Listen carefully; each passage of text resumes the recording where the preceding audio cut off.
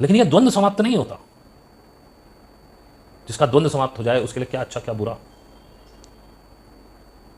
उसके घर में कोई मर गया, वो रोया नहीं, उसे दुख नहीं हुआ। उसके घर में कोई नया जन्म हो गया, उसे खुशी नहीं हुई। द्वंद्व समाप्त हो गया बीच का, वो बस जी रहा है। वो राजा हो जाए तो उसकी इच्छा नहीं है कि वो कोई उसको झुक के प्रणाम करे, उसका सम्मान करे, सलाम ठोके। और कोई ठोक भी रहा है सलाम तो उसे उस बात का अहंकार नहीं कि मैं राजा हो गया।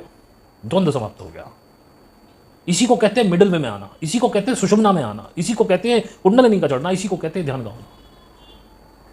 ईड़ा पिंगला पास्ट और फ्यूचर की बात करती है, अहंकार की बात करती है, या प्रति अहंकार की बात करती है, ईगो सुपर ईगो की बात करती है। सुषुम्ना जिसका द्वंद्व समाप्त हो गया, मिडिल में उठ गया।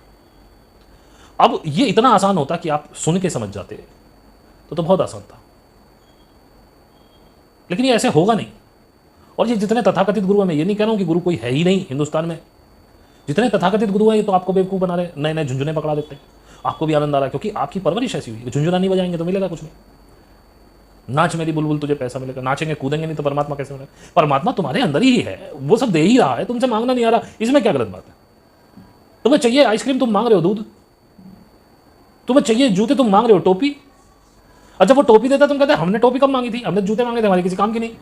तुम्हें क्या पता कि तुम टोपी ही मांग रहे थे। और जिसका द्वंद्व समाप्त हो गया वो दूसरों पर निर्भर नहीं रहता। वो अगर खूबसूरत है तो है, वो बदसूरत है तो है, ना उसे बदसूरत होने में कोई प्रॉब्लम है, ना उसे खूबसूरत होने में। खूबसूरत की वो प्रशंसा नहीं करवाना चाहता और बदसूरत की वो निंदा नहीं करवाना चाहता। लेकिन बदसूरत होने पर निंदा मिले तो भी वो उसे ऐसे स्वीकार करता है सहज, और अगर कोई उसकी प्रशंसा कर दे तो भी सहज स्वीकार करता है, क्योंकि द्वंद्व उसका समाप्त हो गया।